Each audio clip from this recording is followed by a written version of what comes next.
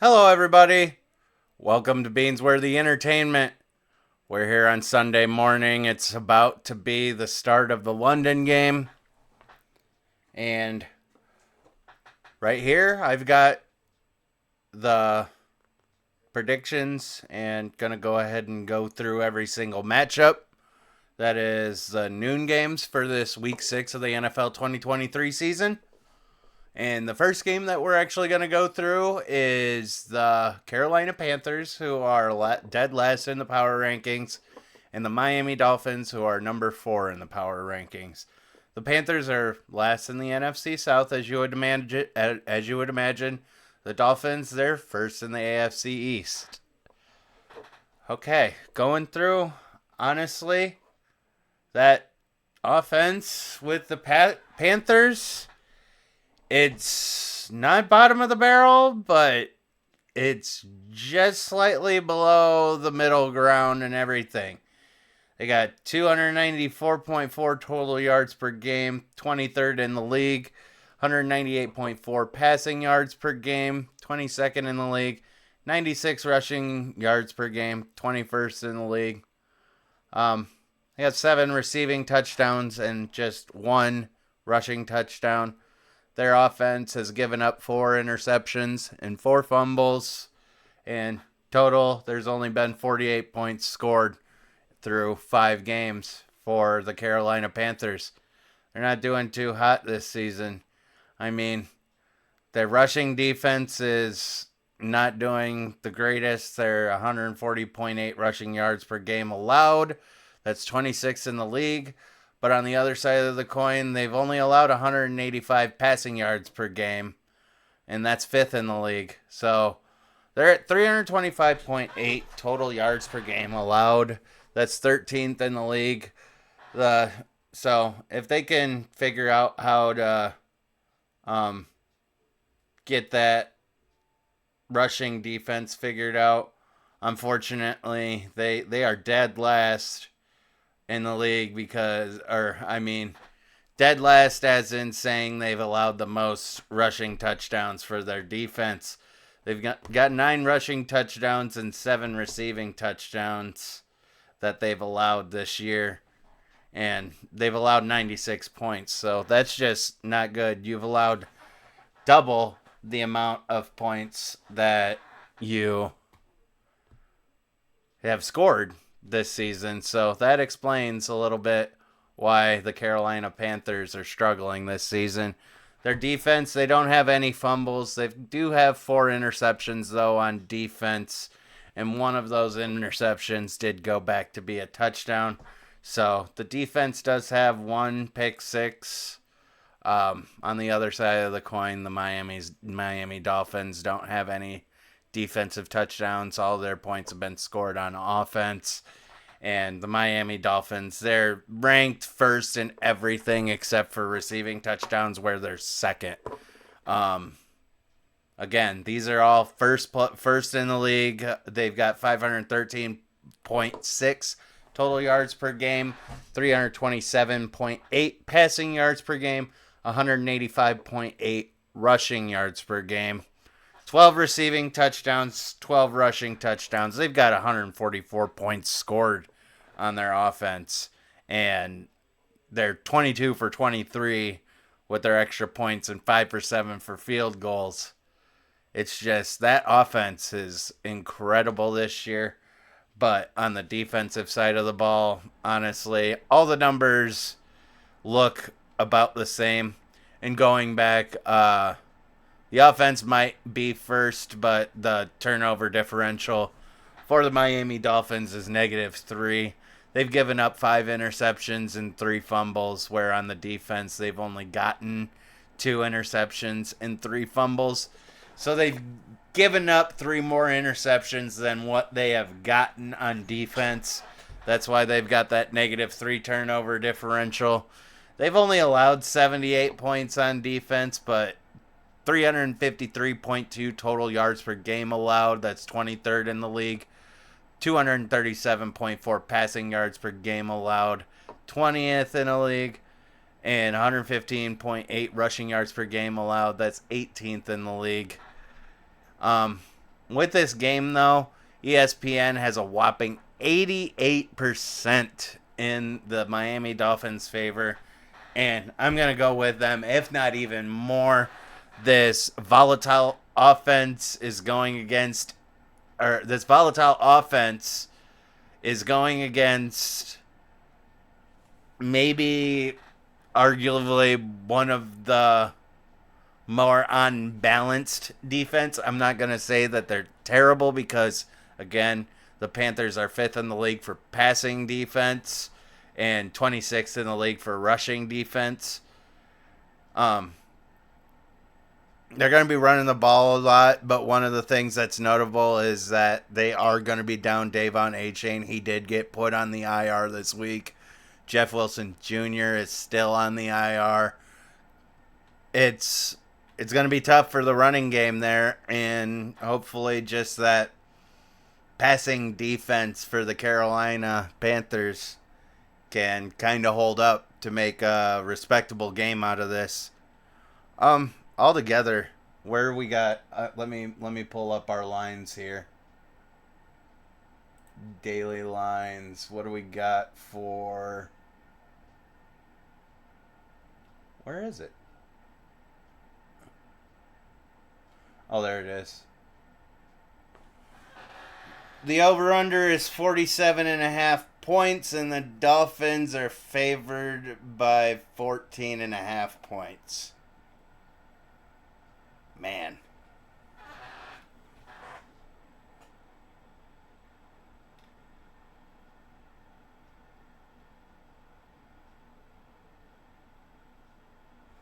Yeah, I don't know if I'm going to go on the over for that. I don't know if I'm going to go on the over for that, though, because that is a lot of points. I do know the Miami Dolphins put up a lot on the Broncos, but the Broncos just are all around terrible defense. But Thursday night, the one that I was questioning whether or not if they were going to have to take the gas off of the pedal. I don't know what was going on, but or maybe they were just playing practice. I know that there's a lot of analysts and commentators that have been talking about the crazy plays that they the lateral that was literally on the first drive, I believe, and then they had a double handoff flea flicker that ended up going for a decent chunk of yardage, I believe. They were just playing practice out there, honestly. They were just seeing what they could get away with against that defense. So, I mean, that was a different story than what I thought of. So that's got to just make me, as I'm learning and evolving even further with these videos, going in and realizing as I make my predictions, sometimes it's just, the offense was out there to have fun for the Kansas City Chiefs. They didn't have much to worry about with that defense, and even if they did get backed into a corner, they were going to be able to get out of it easily with Patrick Mahomes. This side of the fence, though, if that passing defense gives the Dolphins some trouble, they're down Achane, Mostert. I still have them winning, but I'm not taking the over. This is going to be significantly under the over-under line because I feel like the Dolphins get a couple of touchdowns and they got to kick some field goals. I know that they're 5 for 7. Their kicker's 5 for 7 on field goals this year. Where am I gonna put this? That's the only thing. Before we do that, let me go ahead and get into the stat leaders for the year on the team. We've got passing, receiving, and rushing. Or passing, rushing, and receiving, to be more correct. Carolina's leaders, we got Bryce Young, Miles Sanders, and Adam Thielen. Miami, we got Tua, De'Von Achane, and Tyreek Hill. For the passing yards with the quarterbacks, Bryce Young is 92 for 144 attempts, 750 yards, 5 touchdowns, and 4 interceptions. The Rook is out there having some struggles beginning of his career, starting off in Carolina, but that's not an easy feat to start off in Carolina, especially the state of conditions that team is in. They don't even have a first round pick coming up this year, and they're 0-5. There's got to be some changes that go around. But on the other side, Miami, Tua Tagovailoa is 119 for 166 attempts, 1,614 passing yards, 11 touchdowns, and 5 interceptions. And moving on to the running backs, we got Miles Sanders that's got 61 carries for 190 yards and a touchdown. A-Chain's got 38 carries for 460 yards and 5 touchdowns. Man's going nutty. It's so unfortunate to see that he went down. For the wide receivers, or the receiving leaders, because we do have some tight ends that end up in these categories. Adam Thielen, he's got 38 catches for 394 yards, 3 touchdowns on the year. Tyreek Hill, he's got 36 catches, 651 yards, and 5 tutties on the year. That man said that he was going to hit 2K. I believe it. It's week 6, and the man is 650 yards deep. 5 games. They play 17 games in a year now. So, if he just keeps this pace, he's definitely getting over 2K. And gotta love to see it. I'm gonna love to see it. Dolphins, their record 4-1. The only game they lost was that game against the Bills. Josh Allen took advantage of that defense, and the offense couldn't get much going. That's what's got me really concerned about this passing defense, and the fact that Devon Achane ain't in there. They're just going to have to rely on Raheem Mostert for the run game if that's their scheme that they go with. And I don't understand why Mike McDaniel would go away from trying to take advantage of that weak rushing defense that the Carolina Panthers have.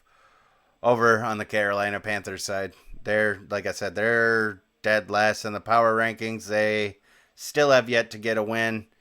Falcons, Saints, Seahawks, Vikings, Lions. And there's even a couple of there's a slouch or two in that list that they could have pulled something out. But unfortunately, Carolina Panthers, they're number 1. They're leading the race for the Caleb Williams sweepstakes. I mean, not a bad thing. But they just got Bryce Young. If they go, I don't even know. Does Carolina again? Duh. Scratch that. I literally just even said it too about they don't have their first round pick. It's mind-boggling because in that trade for DJ Moore last year, I thought that the Bears only got picks for that draft. And I had no idea that the Carolina Panthers gave away a future draft pick as well for that number 1 overall. Just to get Bryce Young. We've seen other quarterbacks that have slow starts that end up being great. So I'm not going to sit here and say that he's terrible. But he's definitely having a slow start. Before I get a score for this, let's go through the injuries on the Panthers side. Ian Thomas is still on IR. Austin Corbett is still on the PUP list. Von Bell and Chandler Zavala are both ruled out. Steven Sullivan is questionable for the Carolina Panthers. Over on the Dolphins side, again, Devon Achane went to the IR. Jeff Wilson is still on the IR. Connor Williams has been ruled out. Jalen Phillips and Robert Jones are both questionable. So, yeah. Going with the under on this one.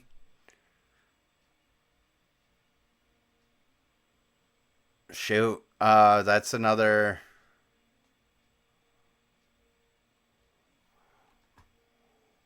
Because, again, 47.5 is the over under.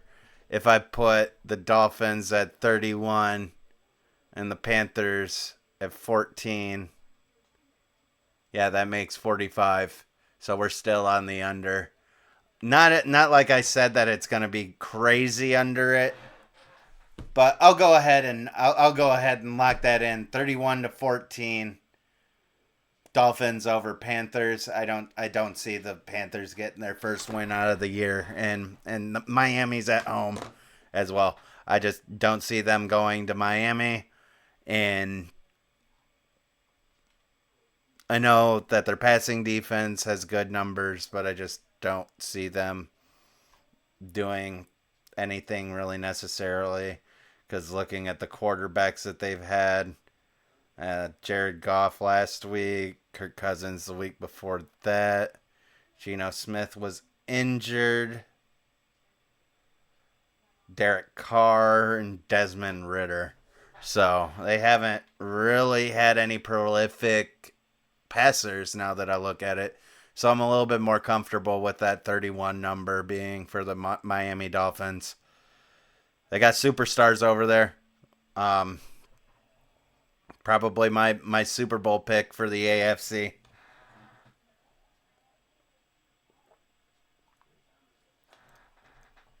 Now that we see that even with a little bit of adversity, initially it was the Ravens that was going to get lucky and go to the Super Bowl, but I don't. Or maybe, I don't know. I'd have to go back and look at that tier list video. We're already a couple of weeks past that, so. All right. Yep. Again, 31 Dolphins, 14 Panthers. Moving on to the next game, we got the Seattle Seahawks, who are ranked number 9 on the power rankings list at 3-1, second in the NFC West. Got the Cincinnati Bengals, who climbed up 5 spots and got to number 15 on the power rankings list. They are last in the AFC North.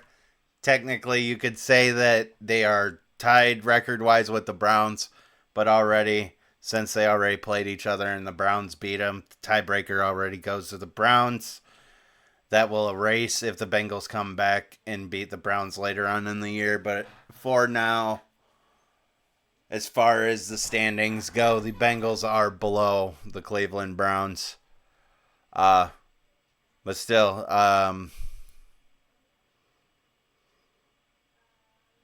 by the way that Joe Burrow was moving around and everything, it looks like he's getting a little bit healthier. So that's a good sign.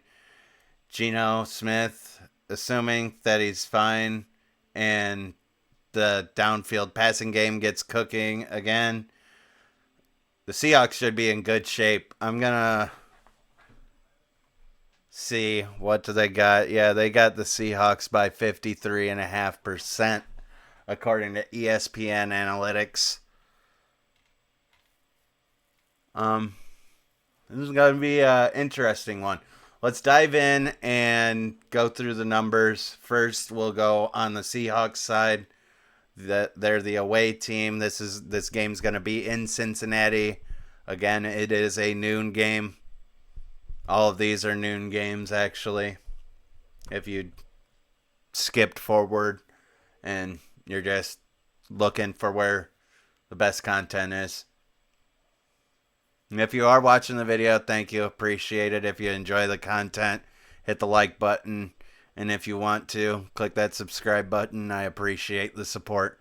For all of you that are already subscribed to Beansworthy Entertainment, thank you. I appreciate you. Love you all. Moving forward, let's get into this. 319.8 total yards per game. That's 19th in the league for Seattle. 211.3 passing yards per game, 16th in the league. 108.5 rushing yards per game, 17th in the league. 5 receiving touchdowns and 5 rushing touchdowns. 60 points scored total for that offense. And they've only given away 1 interception.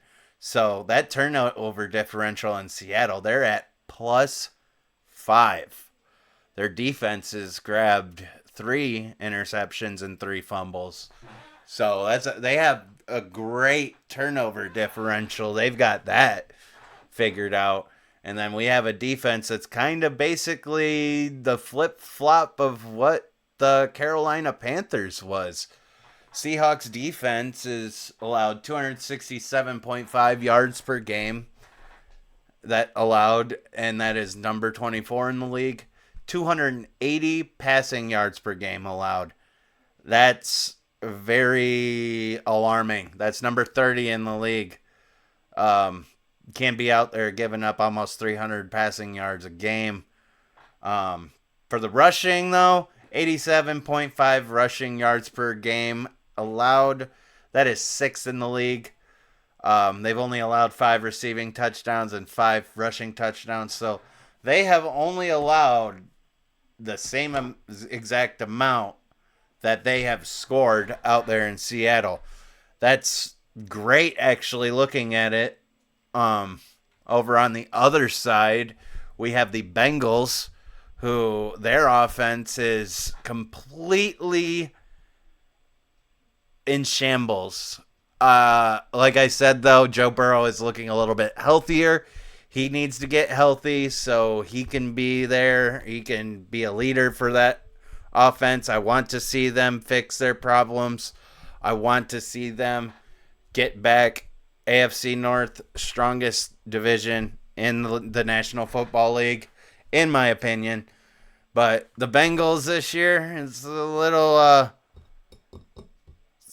interesting. I did not see this coming, especially I invested in Joe Burrow and T. Higgins this year because I thought that going back and studying things and training camps and whatnot before my fantasy drafts, they were saying Joe Burrow and T. Higgins, they were going to have a big year.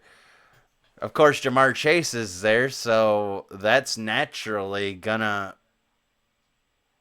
produce I love the combination that they have there. I loved that LSU team with Justin Jefferson, Joe Burrow, a bunch of other people that I'm spacing off on right now.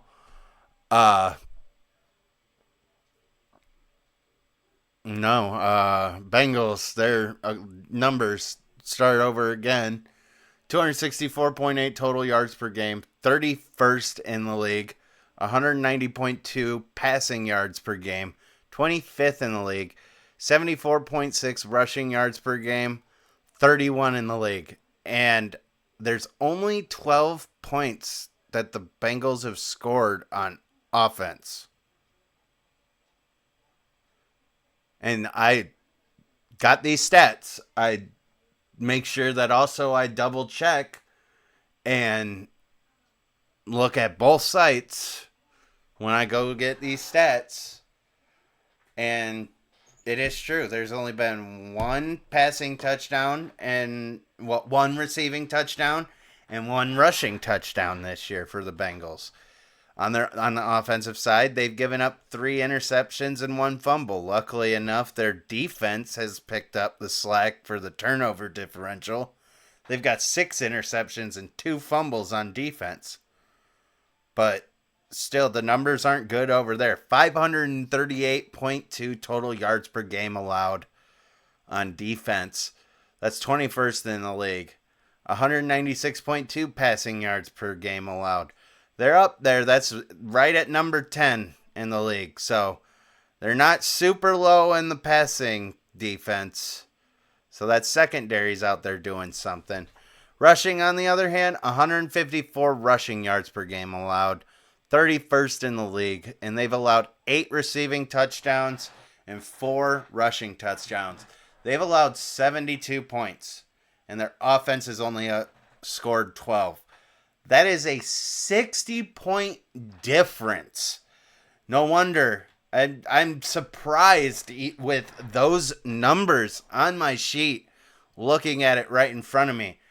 I don't know. They've only got one pick six, so it's like not like the defense is picking up the scoring. They're 9 of 11 for field goals with Evan McPherson.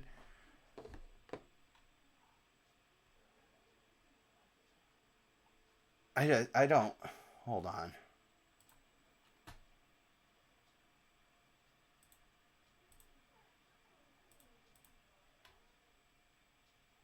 Do do do do do do do do do.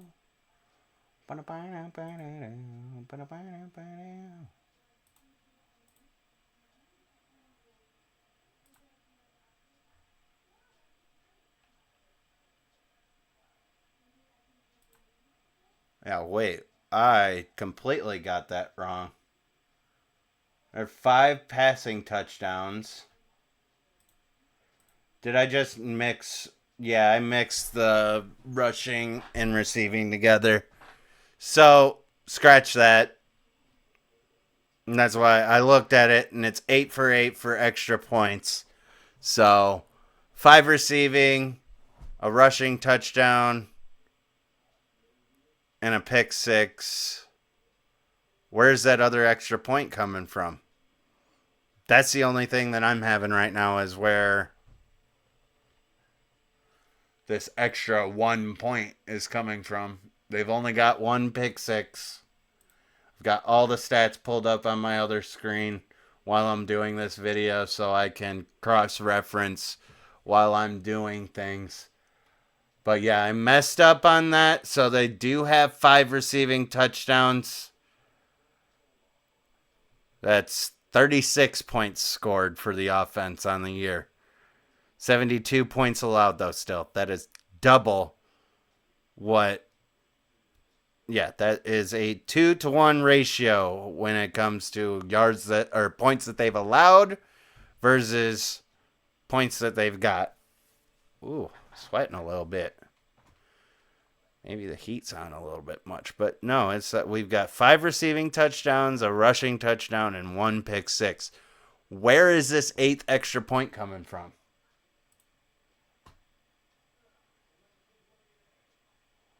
Or did I mess that up too? No, they're 8 for 8.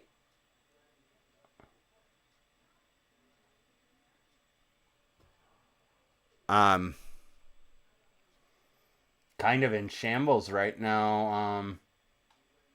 Trying to think of what is going on here. Oh, that was okay. That's passing. Receiving. They got to be at 6. No, they're at 5.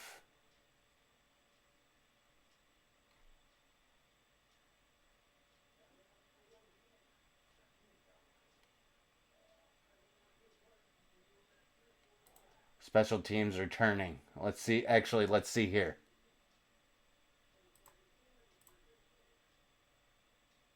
No.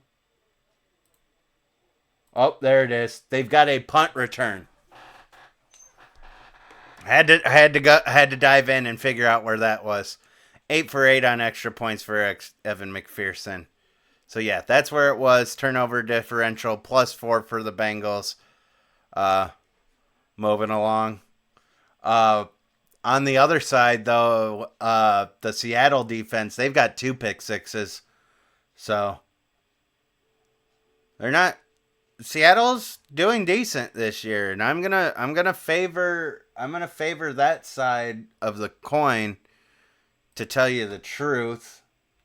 While the over under is flat 45, and it looks like the Bengals are favored by 3 points. Is what the current line is for that.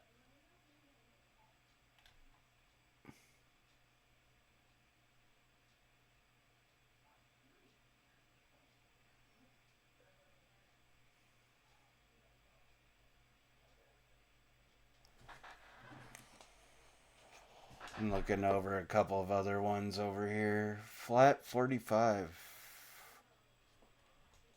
I'm kind of expecting them to come out and actually have a little bit of offense, because especially with that Seattle defense being ranked 30th in the league. Um, the passing game, Burrow's feeling better. But we also got Geno Smith on the other side that's back now, and he's going to be looking to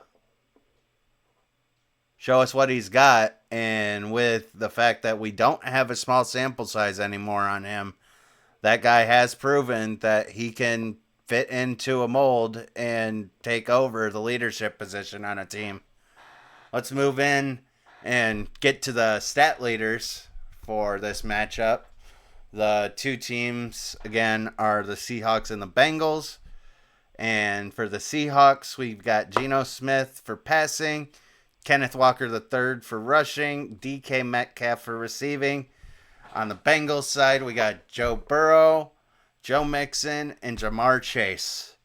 And for the quarterbacks, Geno Smith is 84 for 123 attempts, 846 yards, 5 touchdowns, and only that one interception that the offense has given up there for Seattle. Joe Burrow, he's 123 on 197 passing attempts, 1,045 yards, 5 touchdowns, and 3 interceptions. He just needs to work out a little bit of the kinks. Joe Burrow has been dealing with that calf this year. It's not easy to go out there and be dealing with that type of injury and being the quarterback and having to run the offense. And it's plain and simple. That's just logic. But for the running backs, Kenneth Walker III, he's got 64 carries for 283 yards, 5 touchdowns for him. Joe Mixon, he's got 84 carries, 20 more carries than Kenneth Walker III, 328 yards. So that's 45 more yards than Kenneth Walker III in those 20 carries. But he's only got 1 touchdown. It's unfortunate, but that's the one rushing touchdown that they do have. Over on the receiving side, Seattle's got DK Metcalf, who's got 18 catches, 268 yards, and 2 touchdowns. Jamar Chase, he's at 44 catches, 476 yards, and 3 touchdowns. Majority of that came from a couple weeks ago when he had that hat trick, had a big game. That's just last week that happened.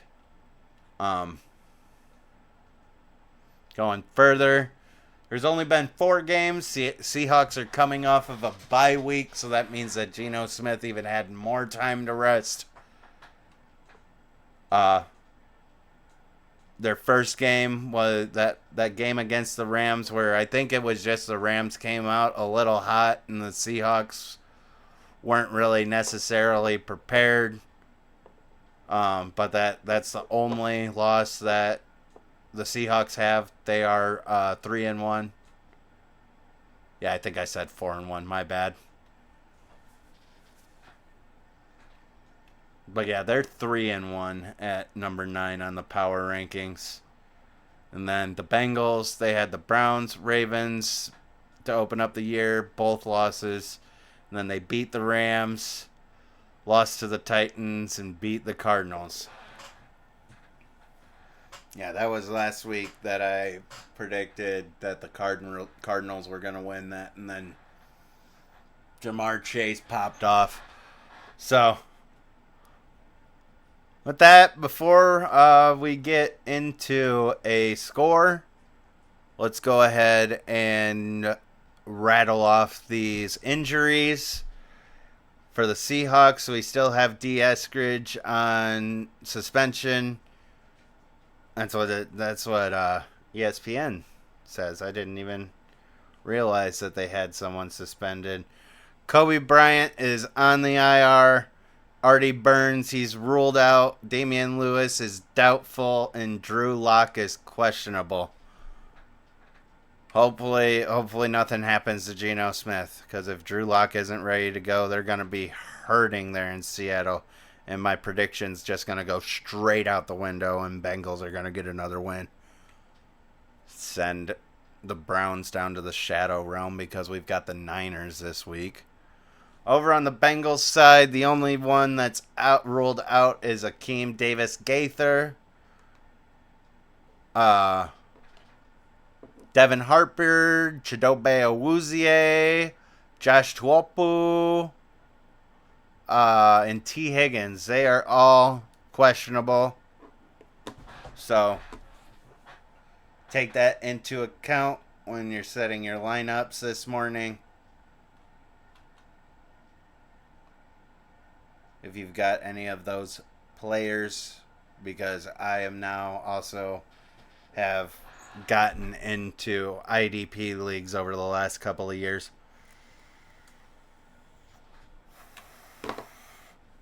Where you actually get to pick up defensive players individually instead of a whole defense. All right, yeah, that's the injuries. I got the Seahawks. And again, of that 45, I feel like they go over. I'm going to take the over on the 45. Bengals are favored by 3 points.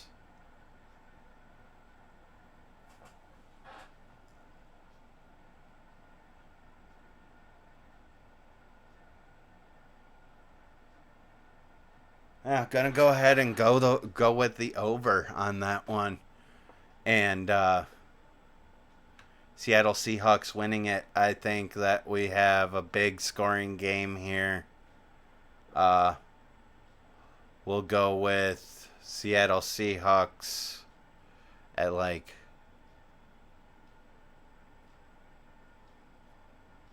Seahawks 38, Bengals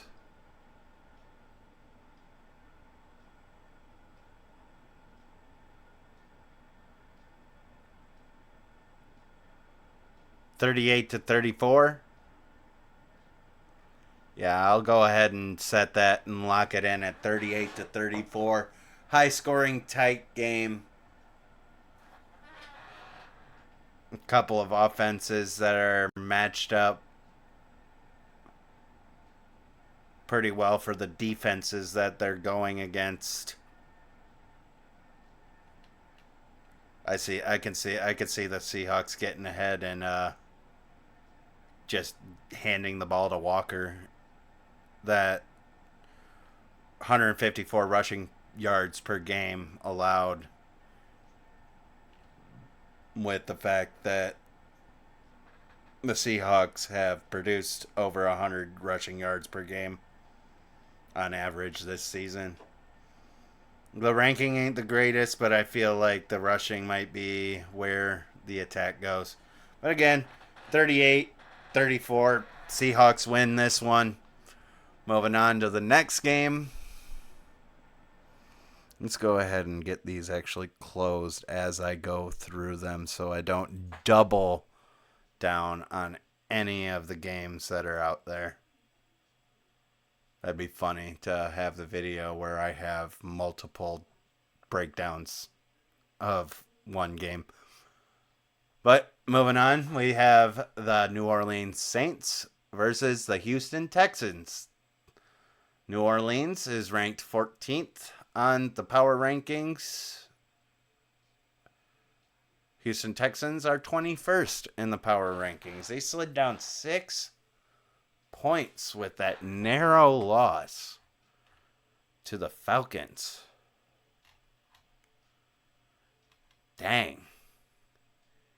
These aren't my rankings. These are what the professionals are getting for them, and that maybe eventually I'll get into making my own lists. For now, I'm just going to stick with doing the predictions and giving you guys updates as we go along.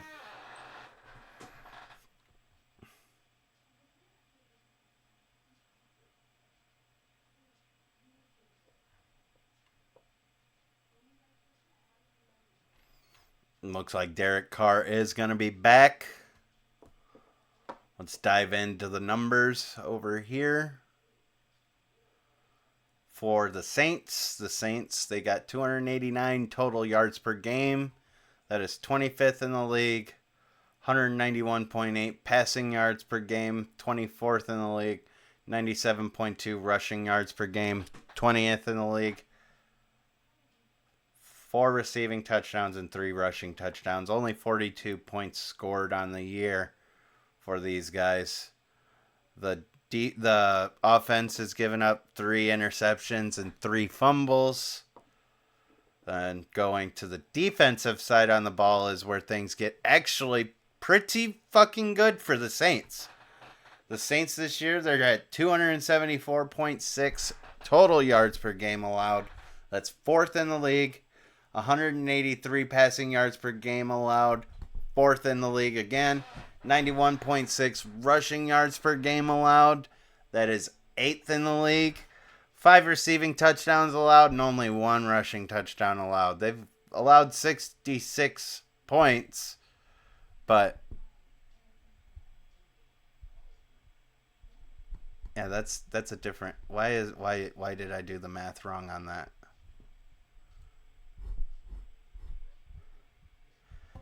The offense has 66 points scored. The defense is allowed 42 points. I'll get better at this. Just gotta proofread, I guess, now. Good thing that I actually caught it, though. But yet again, yes, that is... Scratch that. That's not 42 points scored. That is 66 points scored for the offense for the New Orleans Saints. And 42 points allowed. I flip-flop those around. Because I'm an idiot. Just kidding.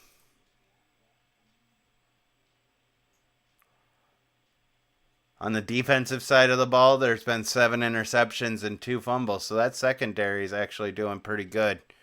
CJ Stroud, he's actually perfect through his first 5 games as an NFL player. He's got 186 passing attempts. Hasn't thrown an interception yet. Gotta love to see it. There's a couple of things that need to be ironed out. But I feel like the Houston Texans actually, with the pickup of Stroud, they can start to make some moves and get in the right position to get there to be a competitive team in the playoffs and maybe even a championship. But right now they're still growing over on the other side. Again, like I said, there's no interceptions on this offense. CJ Stroud has started every single game. He has not allowed an interception. And 357.4 total yards per game for the offense in Houston. That's number 11 in the league. 274.8 passing yards per game. That is number 3 in the league for a rookie quarterback. Leading that, no interceptions. That is absolutely great. Part that needs to be ironed out. Here it is right now. 82.6 rushing yards per game. They are 27th in the league right there. So if they can figure out how to add a running game into their offense, that dynamic might be the thing that actually balances things out. Because their defense isn't horrible. They're close to the middle ground. And if you get that rushing game, everybody knows that if you can rush the ball, you can control the clock. Passing, you can do the same thing, but it's just not the same as just handing it off to another player. Get like 3 or 4 yards. Hand it off to him again. 3 or 4 yards. You can just eat the clock and manage the game and put other teams in a situation that when they're planning what they're going to do, that they have to do a little bit extra critical thinking. On the offense, they've got 8 receiving touchdowns and only 1 rushing touchdown. Again, let's try and fix that up. They've only scored 54 points. And then on the defensive side of the ball for the Texans, 338.8 total yards per game allowed, 18th in the league. 226.4 passing yards per game allowed, 18th in the league. 112.4 rushing yards per game allowed, 17. They've only allowed 3 receiving touchdowns, which is actually tied for the best in the league. On the other side, though, they're allowing a bunch of rushing touchdowns. They've got 9 rushing touchdowns this year that they've given up, 72 points. So in a whole that they have given up, and the defense has only gotten 3 interceptions and 4 fumbles. I mean, that's a good average, actually. So saying it like that is just a little ignorant. They have a great turnover differential. They are +5 over there in Houston, but they are kicking the ball a lot. They are 15 for 6 on 16 attempts. They have kicked 16 field goals this year. Over for the Saints, though, they do on defense have 1 touchdown on defense. They have taken one of their interceptions back to the house. I don't want to give the bold prediction that with the +3 turnover differential, 7 interceptions through 5 games, they're just a couple shy of averaging 2 interceptions per game. It's hard to say that CJ Stroud makes it through this game today without an interception, but if he does make it through the game without an interception, I am going to be I'm going to be so impressed. I love to see these players and these kids actually going out and doing what they love, and they're actually succeeding. It's just awesome to see, coming from someone that never had the opportunity. But I would have loved to get the opportunity to be in the situation that these guys are in. But life is life, and that's how things work out. Moving forward, next step that we got is the stat leaders for this matchup. On the Saints side, they got Derek Carr for passing, Alvin Kamara for rushing, and Chris Olave for receiving. Houston, CJ Stroud for passing, Dameon Pierce rushing, and Nico Collins for receiving. Nico's actually been doing pretty well also. That was a decent pickup by them. I think that was last year's draft that they got Nico. I'm just double checking to see if it was actually this year or not.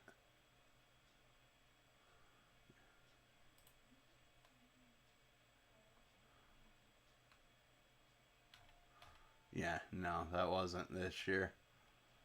Yeah, that was last year. I'm pretty sure. Pretty sure. 2021, round 3, pick 89 to Houston. So, yep, they're building a culture down there, so they're not that bad. I just say that because I know that there's a few people out there that are still going to criticize the Texans and say that they're not a good team, but they are a decent team, and right now they're just going through it. That surprise win over the Jaguars in London, that was just amazing. But all right, let's get into the stats over here. Passing, Derek Carr is 98 on 150 passing attempts, 946 yards, 4 touchdowns, and 2 interceptions. He did miss that one game CJ Stroud, he's 114 for 186 pass attempts. Again, he has not been intercepted yet this year. 1,461 passing yards for 7 touchdowns. Alvin Kamara, he's got 30. Moving on to the running backs. Alvin Kamara has 33 carries, 131 yards for a touchdown. Damian Pierce, he's got 84 carries for 247 yards and a touchdown. On to the wide receivers. Olave's got 25 catches for 318 yards and a touchdown. Nico, that man, 25 catches, the same amount as Olave, but 467 yards and 3 touchdowns. So that CJ Stroud, Nico Collins relationship, if that matures and gets better over the next couple of years, build an offensive line to protect CJ and get another receiver to be the kind of where when the Eagles made that trade for A.J. Brown, that was the number one reason I was so excited about that trade, was because they already had Devonta Smith out there. They had an awesome offensive line, experienced, had a little bit of youth in it. You had Jalen Hurts that ended up proving himself the same year that A.J. Brown came over. They went to the Super Bowl. But just adding in A.J. Brown to the element, you got the secondary that instead of just having to focus on one good receiver, now guess what? You've got someone that's even better that comes onto the field.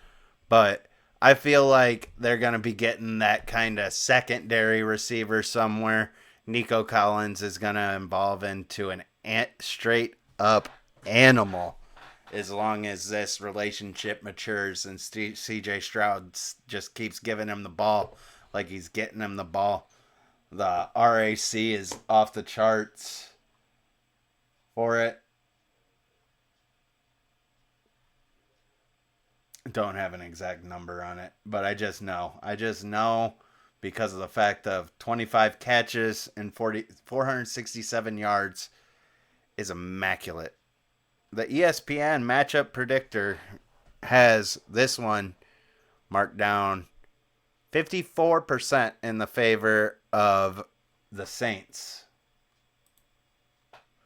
And the money line for this game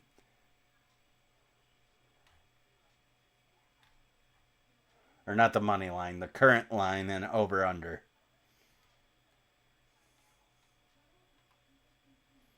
Vegas has got the Saints favored by a 1.5. And the over under is 42.5. I don't think these two teams against each other hit that. I mean, the Saints might put up some numbers on that defense, but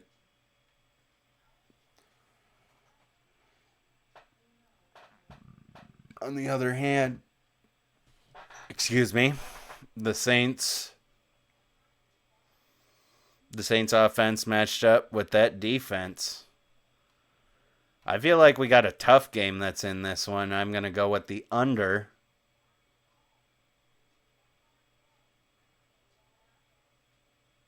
The under, and let's have the Texans winning by it. I'm not taking the favorite. I'm going to go the underdog. We're going to go Houston Texans, probably win it by like a field goal or a touchdown. But I'm going to go with a field goal for my score. We'll go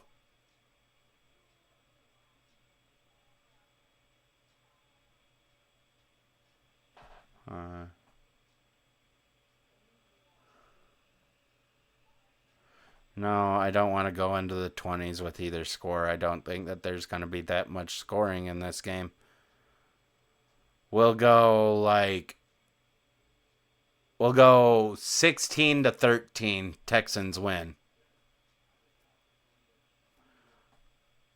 Or 16-14. Saints get a couple of touchdowns, they don't get a field goal. But I told myself that I'm done making predictions on that. I just do that in my head to get a number in my head, but that's gonna be the one. Moving down here with the Saints, we've got Landon Young, J.T. Gray, Lonnie Johnson Jr. are all out this Sunday. Adam Prentice is still on the IR, and Andrews Pete is questionable. Over on Houston's side, they got Christian Harris, Tank Dell, and Robert Woods that are all three questionable. And I hope that this one's right. I got a gut feeling that it is, and I feel like Houston gets back in that winning category, gets to 3-3. Saints lose, they go to 3-3. Yeah, 16-14. Houston Texans. All right, that's it for that game. And we move on to these couple of games that we got of people that are tied for in their respective divisions. First game we got is the battle for last in the AFC North. Minnesota Vikings and Chicago Bears. We have a battle in Soldier Field today at noon over who's the worst in the AFC North. And honestly, I feel like Justin Fields keeps on going great. They put Justin Jefferson on IR. The rushing game hasn't been doing jack shit at all for the Vikings. Let's just get into the numbers here. Vikings, they got 362.4 total yards per game. That's number 9 in the league. And 281.6 passing yards per game. That's number 2 in the league. Now, they still do have Addison and KJ Osborne, but that's not Jay Jettas. Without Jay Jettas in there, it's going to be a whole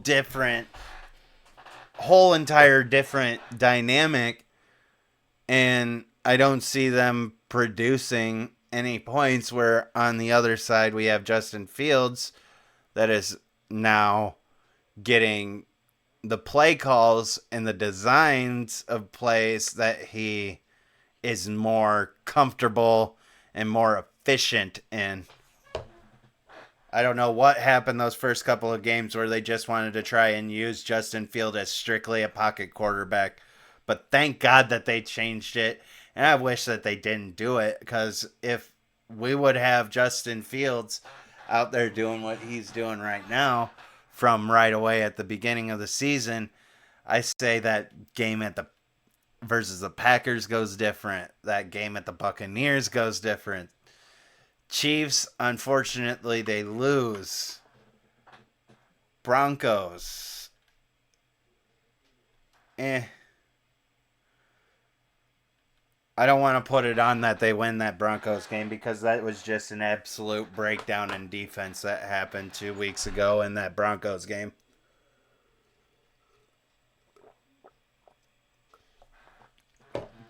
I've never seen teams wear out that fast in just one quarter. But continuing with the Vikings offense, they got 13 receiving touchdowns, no rushing touchdowns whatsoever, and that offense is not doing well with the turnovers. They have 4 picks and 8 fumbles. 78 points scored for that offense, though, so at least they have that. Defensively, they have 342.4 total yards per game allowed, 22nd in the league, 240 passing yards per game allowed. Go back over here. I forgot to put some stuff in. Ain't that fantastic?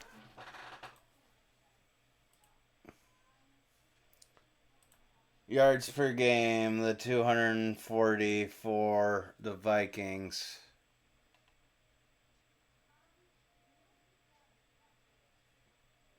Where you at? I just 22nd in the league for their passing yards per game allowed. And then rushing yards per game allowed. They're right around the middle row. 13th in the league for rushing yards per game allowed. 9 receiving touchdowns allowed. 4 rushing touchdowns allowed. 78 points allowed. So that another team that's allowed the same amount of points that they have scored. Luckily enough that even though they've only got 1 pick and 2 fumbles, one of those fumbles was returned for a touchdown. So the defense does have some points that kind of offsets that a little bit. So they do have a positive point differential. Their turnover differential, though, they are the worst in the league on the Vikings with -9. It's not good over there. Bears, they've got -4 for their turnover differential. And let's get into their stats. For the Chicago Bears, there's 334.4 total yards per game. That's 14th in the league. 203.6 passing yards per game. Tied for 18th in the league. 138.8 rushing yards per game. That's 9th in the league. And they've got 11 receiving touchdowns and 3 rushing touchdowns. 84 points scored for the Bears this season. And that's not that bad. I don't feel like that is that bad. Again, there wasn't that much really going on for them at the beginning of the season just because of that scheme and trying to force Justin Fields to try and be a pocket quarterback. 5 interceptions and 3 fumbles given up on the offensive side for the Bears. That's that -4 turnover differential. And over on defense, the defense isn't doing hot at all. 384.2 total yards per game allowed. 29th in the league. 286 passing yards per game allowed. That's 31st in the league. So, right. Almost at the bottom, but not at the bottom yet. 98.2 rushing yards per game allowed. That's actually 12th in the league, so kind of save face with their rushing defense there in Chicago. But they got to fix that passing defense and maybe with controlling the clock a little bit more, ironing out those turnovers and getting back even on the turnover differential, if not getting positive, because allowing 96 points that's just not gonna cut it. They've given up 16 touchdowns so far, 12 receiving and 4 rushing. Their kicker on the other hand is perfect. 11-11 extra points, 8 for 8 for his field goals, and over on the other side, the Vikings kicker is the same, 14 for 14 extra points, 4 for 4 for field goals. Gotta love to see it. And this ESPN's predictors got the Vikings at 60% win chance. I don't agree with that. I'm not taking them as the Vikings as the favorite in this one. I see Justin Fields coming more back into that quarterback that we saw towards the end of the year last year. He's going to repeat another performance like he did last week. That's just, in my gut, I feel like that is what's going to happen in Soldier Field. Because both teams are 1-4. The Vikings are down one of their key players. Again, Justin Jefferson's on IR, and also Kene Nwangwu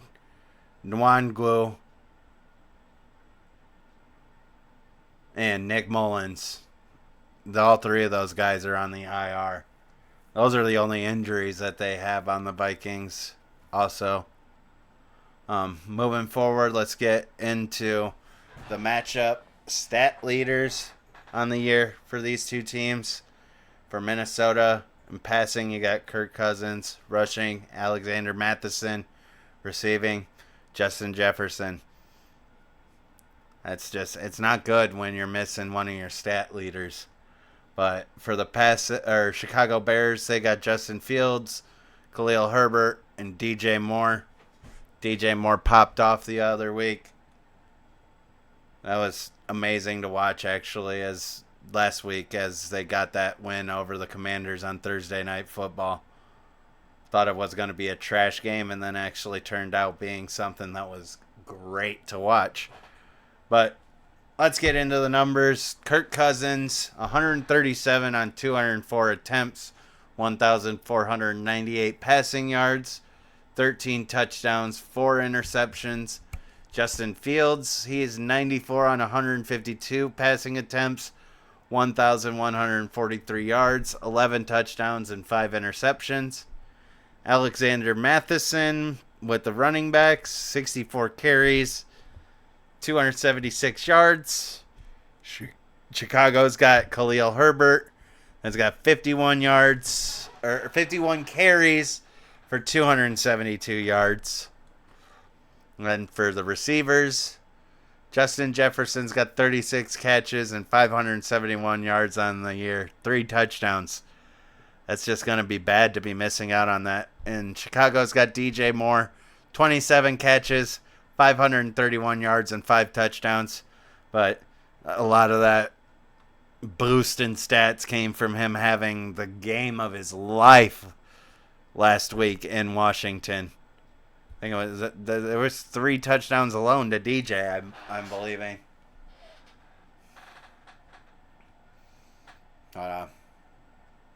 Bears, they lost every single game except for the Commanders that they just beat last week.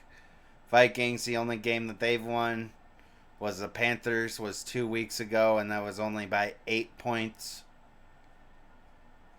So they're going through it, and now that they don't have their best wide receiver, it's just going to get worse for the Minnesota Vikings. These two teams right here. This is Caleb Williams sweepstakes, and honestly, with this turnaround in Justin Fields' performance, I see the Chicago Bears actually not even to mention that the Bears have an absolutely cake schedule that's going to be coming up. Let me pull this up for you guys. Open that in a new tab, because literally they're playing the Vikings today. And then they got the Raiders, not that good a defense. Chargers, not that good a defense. Saints is actually a pretty decent defense, but then Panthers, not that great. But that's when we move down. They end up to the Lions, middle of the second week in November. No, the second week of November is their bye week. Third week of November is when they go to Detroit, and that's their next. Well, I mean, the Saints and the Lions are their 2 difficult defenses that are coming up, and then third week of December they got them facing the Browns, but that's December. That's a couple months away.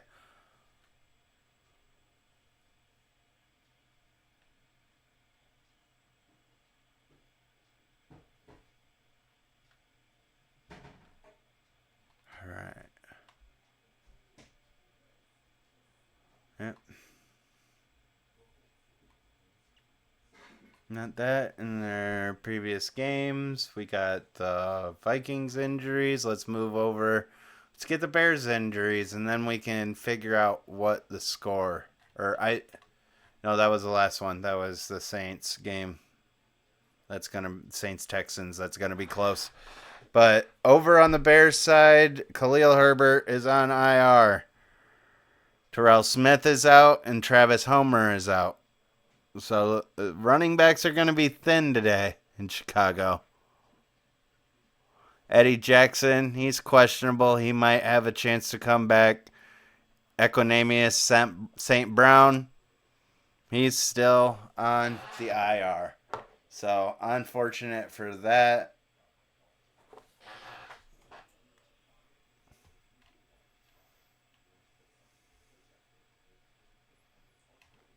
Sad to see it.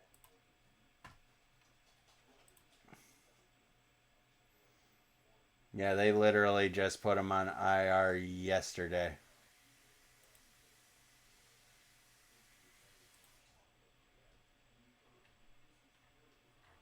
So yeah, and moving up.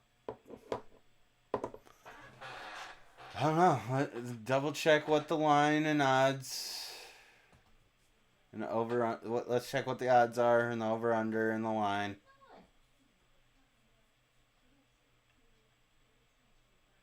There we go. Over under is 43.5 and the Vikings are favored by 3 points.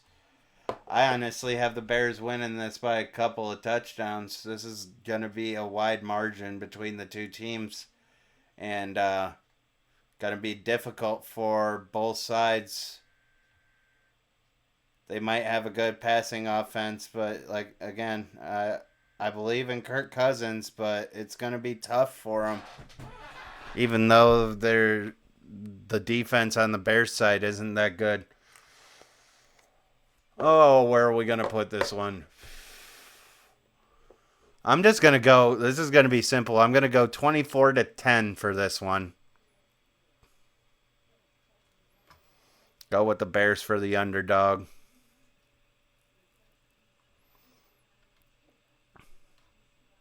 Yep. That's that one, and 24-10. Bears beating the Vikings today for the noon game.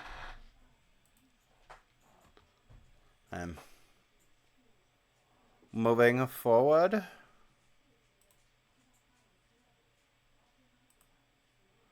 We have the next battle for who is going to actually take the lead in the AFC South.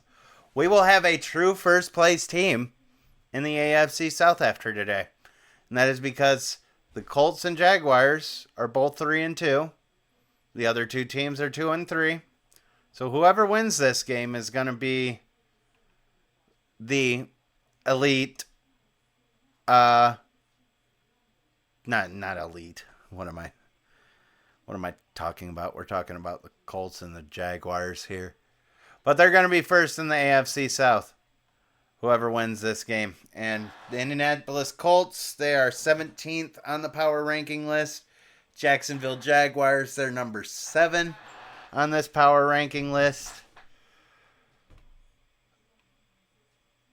The Jaguars coming back from London after a 2-week stint over there.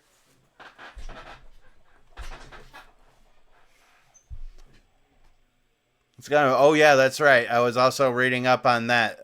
This is gonna be a revenge game. Gardner Minshew coming back to Jacksonville because Anthony Richardson is on the IR. Jonathan Taylor is back. So we're gonna have Gardner Minshew that's gonna be out there, and just coming off of Zach Moss's immaculate game last week. It's just so ironic that Zach decided to do that the week that Jonathan Taylor came back. It was absolutely hilarious. All right, let's get in here. The Colts stats. We got 343.6 total yards per game. That's number 12 in the league. 212.4 passing yards per game. That's number 15 in the league. 131.2 rushing yards per game. That is number 8 in the league. They got a good offense there with the Colts. And now that rushing game has got JT in there with Zach Moss, it's gonna get violent. or volatile, whatever kind of term that you want to use. The Colts have got 5 receiving touchdowns and 7 rushing touchdowns. They've scored 72 points this year. And for the turnovers, they've only given up 1 interception and 3 fumbles. The defensive side of the ball, on the other hand, isn't doing the greatest for them. They've allowed 382 total yards per game. That's 28th in the league. They've allowed 262.8 passing yards per game. That's 28th in the league. 119.2 rushing yards per game. 19th in the league. 7 rushing touchdowns, 5 receiving touchdowns. And that's another one, that 72 points that was allowed. They literally have allowed the same amount of points that they have gotten this year. But this team, just like the Saints, has 1 fumble return for a touchdown.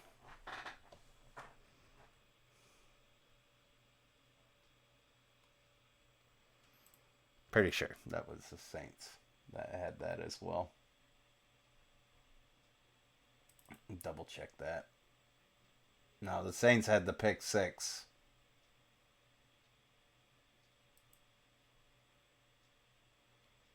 That was the Vikings and Bears game, wasn't it?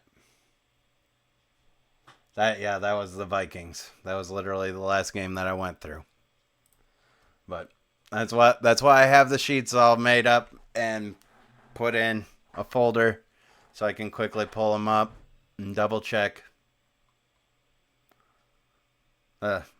Defense has gotten 3 interceptions and 4 fumbles for the Colts. Their turnover differentials +3. Again, 1 fumble return touchdown. Then we'll go over to the Jacksonville Jaguars side. For offense, they got 358.2 total yards per game. That's number 10 in the league.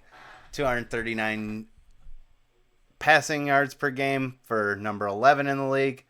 119.2 rushing yards per game, 15th in the league. And they got 5 receiving and 5 rushing touchdowns for 60 points scored. Turnovers, they gave up 2 picks and 5 fumbles. But they still got the turnover differential of +4 because their defense has gotten 5 picks and 6 fumbles. So, good thing that they got that to offset their turnover differentials in the positive. This defense, though, 344 total yards per game allowed. That's 20th in the league. Passing yards allowed is 262.4 passing yards per game allowed. 27th in the league. And then their rushing yards per game allowed, that is 81.6 rushing yards per game allowed. That is 5th in the league. So at least they got their rushing defense on point for the Jaguars, but need a little bit of help in that passing department. Good thing that they're only facing Gardner Minshew today, and there's not any true elite wide receivers over there. The one thing that they're going to have to worry about is the rushing defense or the rushing offense. And good thing that they're actually good at that. They've only allowed 5 receiving touchdowns and only 3 rushing touchdowns on the year. They've got positive point differentials, and the defense also has taken one of those interceptions back for a pick 6. So, Jaguars are looking at just a little bit better. ESPN has them winning this game by 65%. And the odds on this game has the Jaguars by 3.5. And the over-under is 44. I feel like we get over that in this game. Because I feel like the Jaguars might pounce with that. The fact that Colts are ranked 28th in the league for passing defense. And over there on Jacksonville's side, they are ranked 11th in the league for passing offense. There's the weakness right there in the numbers. So I feel like the Jacksonville Jaguars are able to hold that run game. keep Minshew locked down. Yeah, this one I'm actually gonna agree with the odds with ESPN's prediction. Yeah, I'm gonna go with the Jaguars on this one. Before we get the number in, let's go through the stat leaders for these teams, schedules, and injuries, and we'll get a score for you on this game. Indy has Anthony Richardson, Zach Moss, and Michael Pittman as their stat leaders.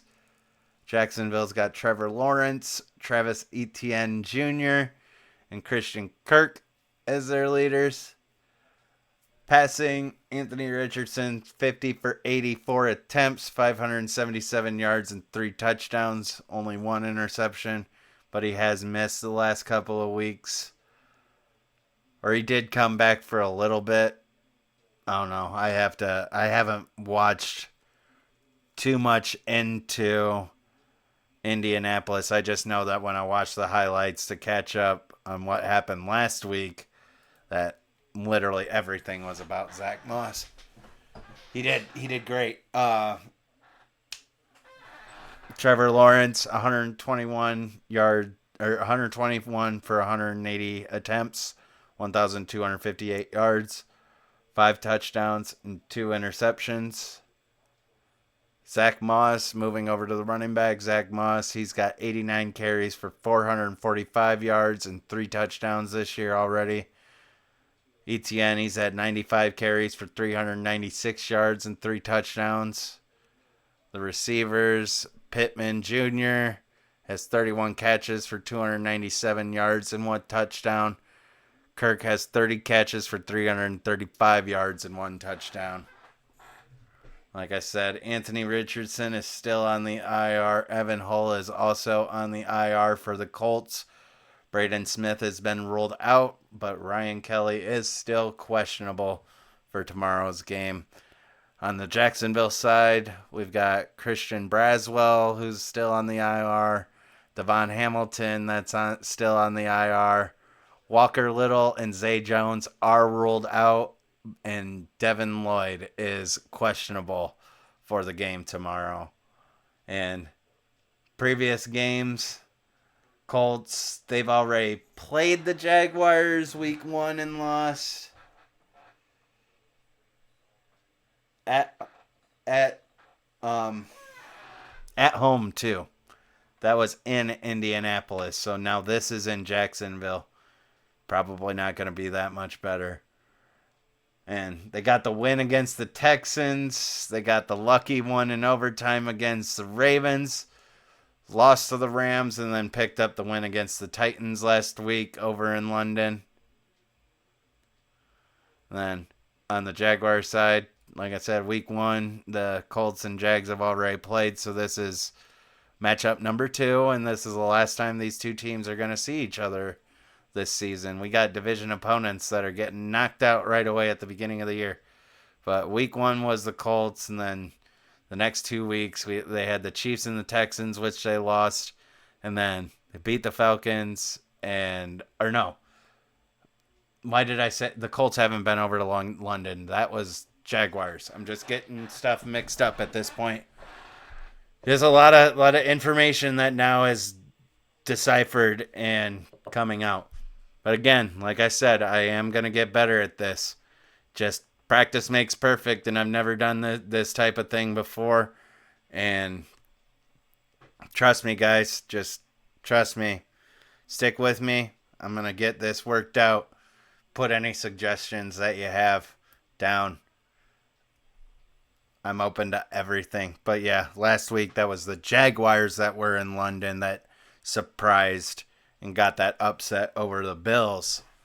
So they're coming off a win against the Bills. I know that they just now they're finally coming back home, but I feel like they might actually like being back at home.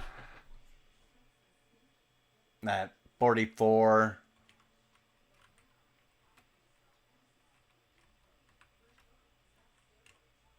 That 44 over under is actually kind of I'm going to go with the under and take the Jaguars.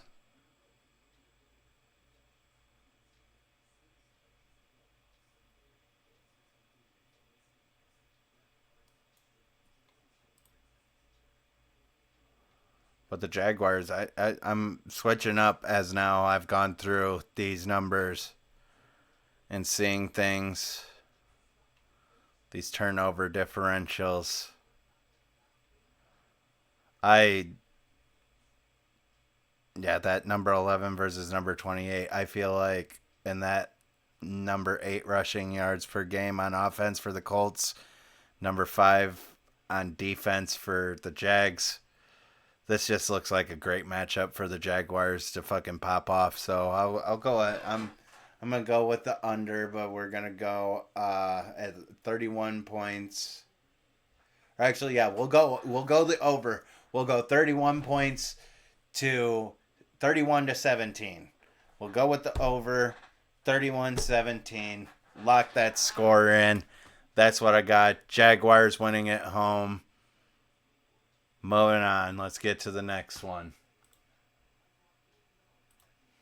I'll pull up the standings because this next game we've got the Washington Commanders going to Atlanta to face the Falcons. The Commanders are 26 on the NFL Power Rankings list, and the Falcons are number 16 on the NFL Power Rankings list. And we've got the Commanders, who are third in the NFC East, and the Falcons are second in the NFC South. Technically tied with the Saints, but they got the tiebreaker because of division record. That's great. That is amazing. Just got a couple more games for you guys, and then that's going to be the end of this video. Got a big, long video for you guys to go through once I upload this one. But let's get over Commanders. Their offensive stats, they got 323.8 total yards per game. That's 18th in the league. 232.8 passing yards per game. That's 12th in the league.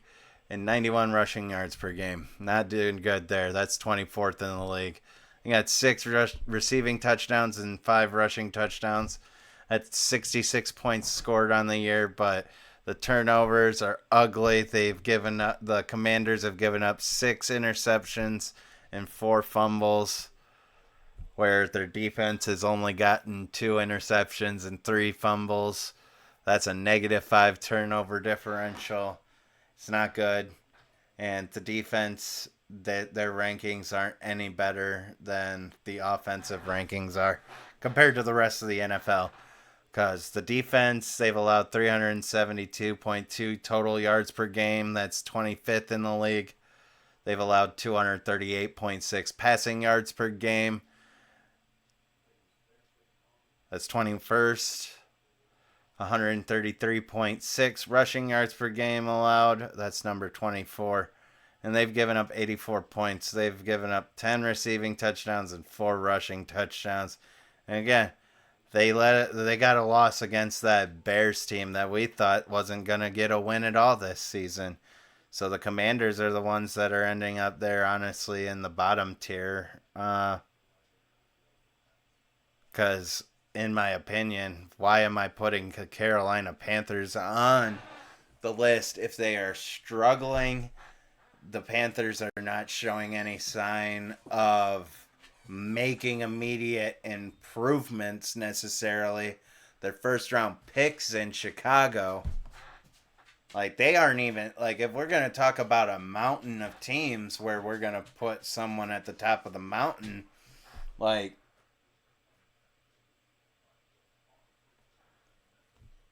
the Carolina Panthers don't even have their out, like, they're still sleeping in the hotel room. Like, they ain't even with the rest of the group, in my opinion. And it sucks to say that. Sorry, Carolina Panthers fans. That's just how it is.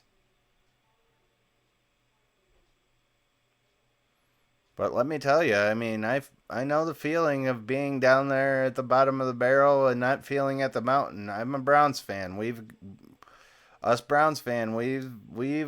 seen some shit. But after that, let's give you the Falcons stats moving forward. The Falcons, they have 316.8 total yards per game. That's 20th in the league. 195.2 passing yards per game. That's 23rd in the league. 121.6 rushing yards per game with Bijan Robinson. That's 13 yards per game. They also have Tyler Algier in the backfield. I haven't forgot about him at all. Both of them are great running backs, but I feel like there's generational talent in Bijan and ability to change the game at running back. There's multiple other people that have made this statement, and I agree with them 100%. Drake London is an amazing wide receiver. Desmond Ridder actually showed that he can be a quarterback. Kyle Pitts is honestly doing his role, playing the role that he's supposed to be on this team. So I see the Falcons are kind of in the same boat as the Houston Texans, where they're starting to get their pieces together. Desmond Ridder was an addition that they had last year. This year they had a high enough pick. They went and got Bijan Robinson. They already have Drake London from last year as well. Kyle Pitts, who they picked up. Defensively, they're not picking up too many players, but let me read you off the stats on defense. And whatever they're doing, if they're hitting the free agency or if they're just finding people in later rounds in the draft that are absolute studs. But this defense, the offense gave up 3 interceptions and four fumbles also for the Falcons. Turnover differential of -3 because the defense got 3 picks and 1 fumble. So just those fumbles are lacking a little bit for the turnover. But moving on. Their rankings for their defensive stats is 295.2 total yards per game allowed. That's 7th in the league. 190.8 passing yards per game allowed for 7th in the league. 104.4 rushing yards per game allowed, right in the middle at 15. And they've only allowed 7 receiving touchdowns and 1 rushing touchdown. So they're another team that's got 48 points scored, 48 points allowed. And going back into this, pretty sure neither team has anything. Yeah, Commanders don't have a defensive score. Falcons don't have a defensive score, so neither one of these defenses have scored yet this year. And the Commanders, they've given up a lot of points. Their rushing defense isn't is their weak spot in their defense. So I see Bijan Robinson having a good game today. And the Falcons, they ain't got no injuries whatsoever. The only team in the league. In their week 6, 5 games played, not a single person has gotten injured on that Atlanta team. It's amazing to see that. Stat leaders for this matchup. Washington has Sam Howell, Brian Robinson, and Terry McLaurin. Atlanta, we got Desmond Ridder, Bijan Robinson, and Jonnu Smith. Is that Jonnu? Hold up. Wait a minute. Pause.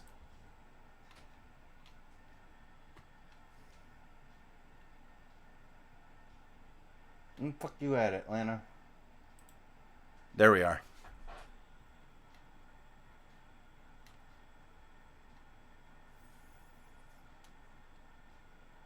That is Jonnu Smith. I thought it was looking at the picture. I just had to go back and double check and make sure. Again, we've got one monitor straight in front of me, and then I got my second monitor off to the side, and I've literally got my cheat sheet on the main monitor. And then I still have ESPN and NFL, pro football stats. I've got like 4 different websites pulled up on my secondary monitor so I can do the best that I can making these videos for you guys and have as much information as possible. But let's dive into the numbers here. Sam Howell, he's 131 for 191 attempts on the year, 1,349 yards, 6 touchdowns, and 6 interceptions. He's 50-50. Desmond Ridder, he's 102 for 156 passing attempts, 1,073 yards, 4 touchdowns, and 3 interceptions. A little bit less, but about the same ratio that Sam Howell's got. But moving on to the running backs, Brian, he's got 67 carries, 271 yards, and 3 touchdowns. Bijan, 67 carries and 364 yards. He's actually only gotten his touchdowns through the passing game. He has not scored a touchdown on the ground yet at all. And there's 4 rushing touchdowns this year. Yeah. Regular season, no rushing touchdowns. And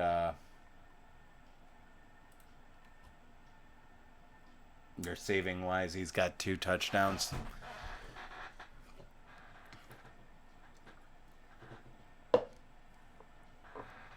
But you look at the way that Bijan plays and everything. I just hope that man stays healthy. Changes the running back, because the direction that running backs are going in right now, it doesn't look good. The predictor for ESPN, they've got the Falcons by 58%. I'll go ahead and agree with that, if not a little bit more. I'd probably have that more in the 60s, but I'm not going to argue about what ESPN has for their prediction. Going to the schedule, the Commanders, they won their first 2 games. They beat the Cardinals and Broncos. Not really easy feats there. And then lost the Bills, Eagles, and Bears. And that's just kind of embarrassing. Ha ha ha ha ha. Yeah, tried to make it funny. Maybe you guys laugh at it. But over there on the Falcons side, they did the Panthers, Packers first 2 weeks, both wins. And then they fell to the Lions and Jaguars back-to-back week. Or Lions and Jaguars weeks 3 and 4. And then just got that dub over the Texans last week. That surprised me.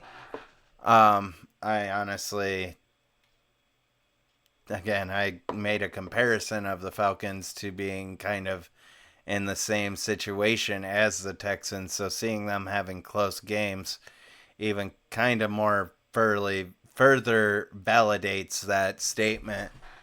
So I'm not really too angry about that.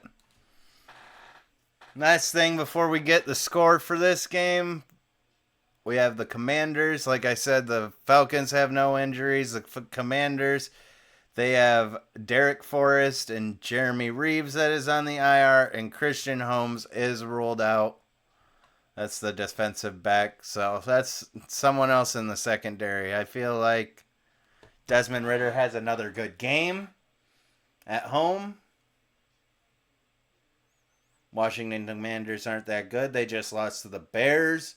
So yeah, I'd actually tilt that more into the 70s or 80s. But we got over here the odds of this game. Watch me be absolutely shocked. Oh my god. They actually only have the Falcons favored by 1.5. The over-under is 42.5. So we're gonna stick with the under on this one. And I'll probably go ahead and give 27-13.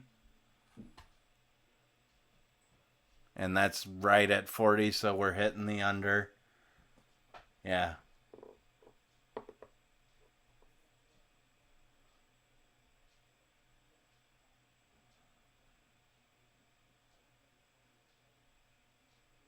Yep, 27.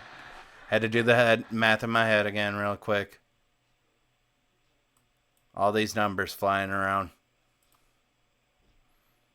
But again, that's Falcons 27, Commanders 13. That's it for that game. And last but not least, I saved the Cleveland Browns are a noon game this week. And they're playing the San Francisco 49ers.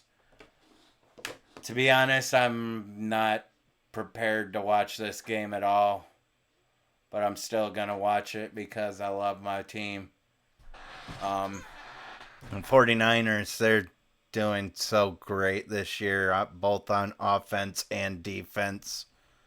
They're one of the better teams. And I feel that with how much success that they've had in regular seasons in the past, not being able to push it through the playoffs. Honestly, I feel like the 49ers might actually push it through the playoffs and get the job done. First year that we're not seeing crazy injuries come out of the 49ers in the last couple of years.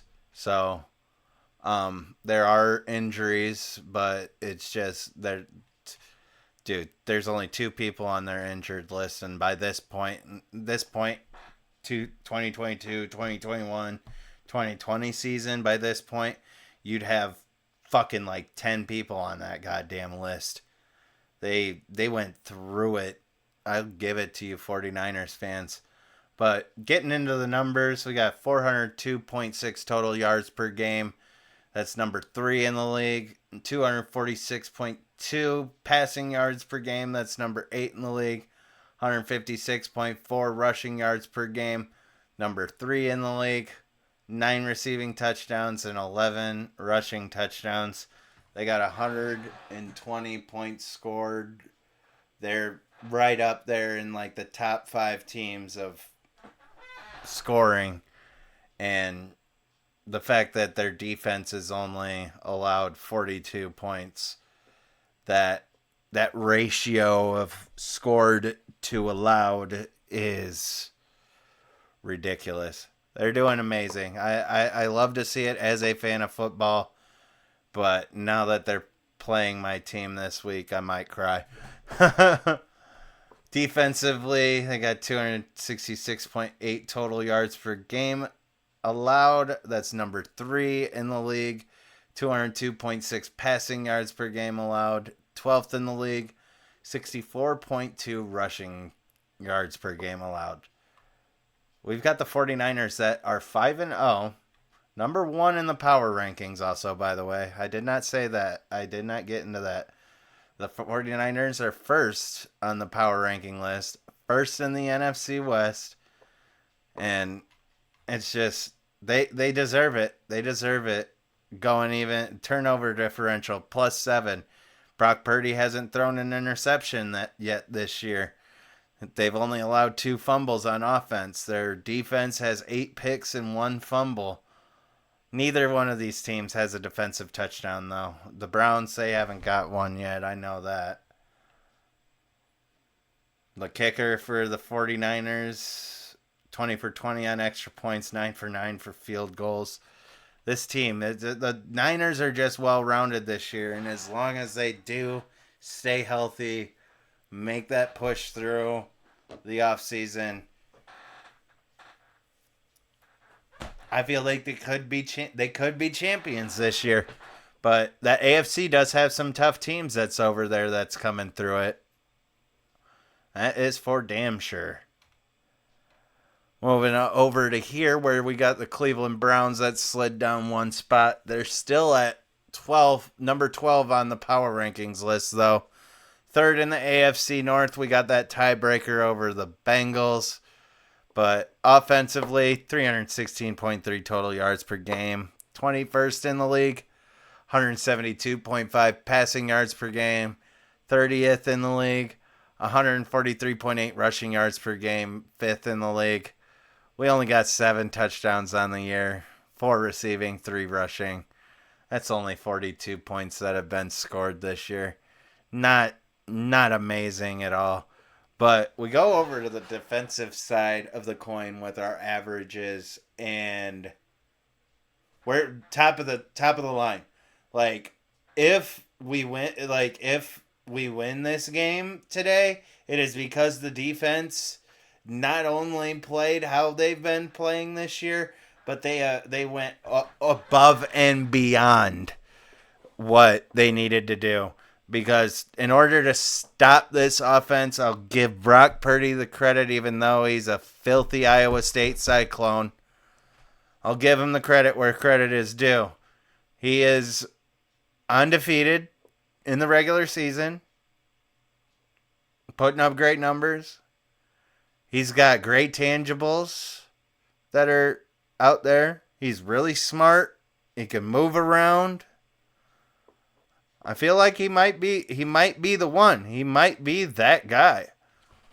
But again, this is Shanahan, the 49ers. That is Shanahan's offense. But I do know that people are really stupid when they say that any quarterback could go into that offense and perform. There are plenty of quarterbacks that have been in that offense and they got fucked up. Plenty of quarterbacks have gone through that offense and not succeeded. So you can't sit there and say that. Get to the numbers for the Browns. Turnover differential, exact opposite of the 49ers. We're at -7 in Cleveland. We've allowed 5 interceptions and 5 fumbles. And our defense has only gotten 1 pick and 2 fumbles. But the numbers side, we've only got 196.8 total yards per game allowed, first in the league.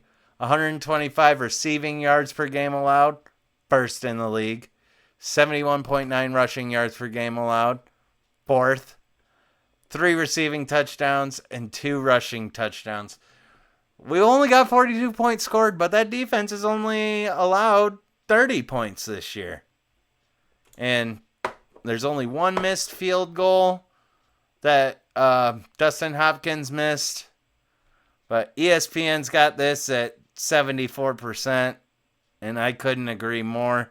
I hope to see my team do better tomorrow, but I am not making a prediction just wild and off the wall because it's my favorite team. I'm going to sit here. I'm going to analyze it just like every single other game. But before we get into the analyzing and figure out the scoring, we got stat, schedule, and injuries left to go. And this is, like I said, this is the last game for the noon games, and then this video is going to be over. But hope that you guys enjoyed it. And if you did, hit that like button. If you like the channel, go ahead. You guys can go ahead and go through my videos. And if you like the content, hit that subscribe button. Love and appreciate all of the support that I get from everybody. Now, San Francisco, that man, Brock Purdy. And then rushing, we got CMC. And receiving, Brandon Ayuk. I mean, the things were right. Brandon Ayuk was going to go off this year, and he has. One of the weeks I left him on my bench and felt like tearing my hair out, what little bit of it that I do have. But Cleveland, we got Deshaun Watson, Jerome Ford, and Amari Cooper, because unfortunately we did lose Nick Chubb to the season-ending injury. He isn't even on the injury report anymore. I'm pretty sure that we just took him, like, kind of... can you do that in the NFL? I'd have to look that up. Can you move a player to the practice squad if he's injured so you can allow space for another player to come in? I don't know. But Let's break down the numbers here. Brock Purdy, he's 98 for 136 on 136 attempts, 1,271 yards, 9 touchdowns, no interceptions. Deshaun Watson, he's 65 on 102 passing attempts, 678 yards, 4 touchdowns, 2 interceptions. Extremely underwhelming. And we had the bye week. He still isn't going to play today. We're putting in PJ Walker. Like, he was cleared by the doctors 3 weeks ago, and he still just decided to sit, and he's got this guaranteed money. Nick Chubb is in surgery and recovering. I said at the beginning of the year, I feared that there might be just events that happen this year that show the darkest of days for Cleveland Browns fans and the organization that's in there. Because Deshaun Watson doesn't perform. We don't have Nick Chubb, or we don't have Nick Chubb this year. And if Nick Chubb comes back and he's not he's not the same running back that he used to be, eventually Myles Garrett, he's getting older. He's going to eventually move on from football. I mean, I doubt that he's ever going to go anywhere other than Cleveland. It concerns me a lot looking at the state that this team is in. And it doesn't help when I go on Madden and start up a franchise and try and fix all the fucked up shit that the front office has done over the last couple of years. And it is impossible. It is impossible. This team is locked into whatever identity that it is adopted. We wanted to move on from Baker. Now Baker's down in Tampa Bay, not playing great, but playing better than he was, and actually grew a little bit more. So I don't know if that was because of shifting around the teams or just because he aged. Power to the man. Thank you for everything that you did. You got us a playoff win. Goddamn Baker.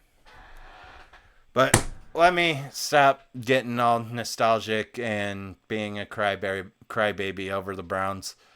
Moving to the rushing yards, we got CMC that's got 99 carries for 510 yards and 7 touchdowns. Jerome Ford, he's got 50 carries for 186 yards and 1 touchdown.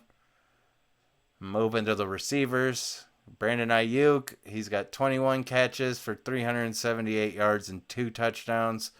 Amari Cooper, he's got 18 catches, 259 yards, and 1 touchdown. And moving along, we got Steelers, Rams, Giants, Cardinals, Cowboys. 49ers won every single one of them. And on the Browns side, you got Bengals, Steelers, Titans, Ravens. They just had a bye week last week. They've only played 4 games. But Bengals was a win, lost to the Steelers, won to the Titans, lost to the Ravens. So that's another one. Literally, first 4 weeks, the Browns have knocked out their first matchups with their divisional opponents. All 3 of them. I don't know what happened to scheduling this year, but it just feels weird. And going on to the injuries, we'll start with the Browns. Again, Browns are without Nick Chubb, but we already know this. Deshaun Watson, he's been ruled out. PJ Walker is in. Cedric Tillman and Joel Bitonio are also out. Ethan Pochik is questionable. David Njoku, who's dealing with those burns, he is questionable, but it looks like he will play. I was actually reading into that before I started the video to make sure that on a couple of the ones that were questionable calls for tomorrow to get a little bit of an update. And that's why I wait to create the videos now. I could do them earlier on in the week, but there's too many too many factors that can come in within a couple of days that change the outlook of how a football game is going to go. And one of those is Deshaun Watson just deciding, oh, I'm not going to play because my shoulder, it's a little stiff. I don't know. Went from,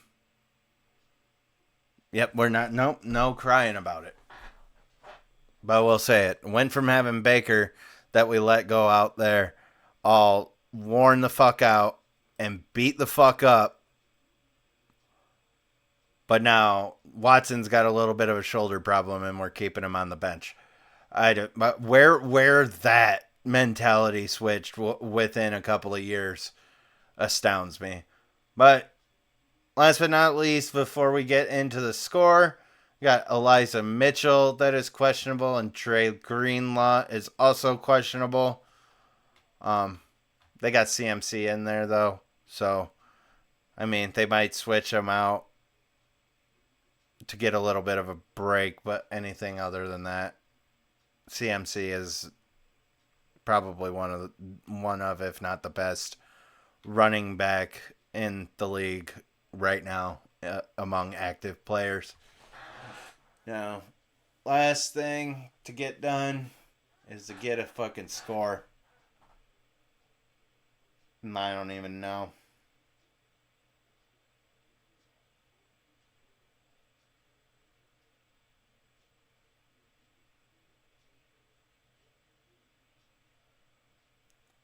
We'll go. I'm gonna go ahead, and I know that I'm talking about the Browns like this, but I'm just being realistic. As for a prediction, I feel like 49ers, they get 35 points for the 49ers, and the Cleveland Browns, they get 13. They get lucky enough to get at least a touchdown. If not, if they don't get that touchdown, then it's just going to be like 6 or 9 points. Or nine points. Instead of getting the touchdown, they get a field goal for it. And yet again, there's only one field goal that he's missed this year. Yeah, 35, 34. And the odds on this, we've got the over-under at 36. So I'm taking the over generously. And the line is favoring the 49ers by 9.5 points. I think that they're right on that. But all right, that will be the conclusion to the video for the noon games. Again, this was week 6 of the 2023 NFL season. I'm just a guy behind a camera. Hopefully you guys enjoyed the video. I'm out here. Gonna make another one separately. That's gonna have the afternoon and the Sunday night football game. And then at some point tomorrow, I'll make a video separately just for the Monday night football game. Lord, we hit 2 hours on this video. That's nice. I didn't even notice that I've been sitting here for 2 hours just talking. Time flies when you're having fun. Oh, I definitely just fucked all that up. God damn it. Whatever. Just close everything. We're taking a little break after this. 2 hours on the camera. But yeah. Thank you guys. Everybody that shows their support. Every single one of you that clicks and watches on the videos. I love every single one of you. I appreciate the support very, very much. But I'm out of here. Thank you guys. Be kind and respectful to other people. Most of all, be kind and respectful to yourself. You're the number one person on the world. Nobody matters more than you do. And also, hopefully everybody has a fun Sunday. Enjoys football. That'll be it for me. Thanks for coming. And I'll see you next time.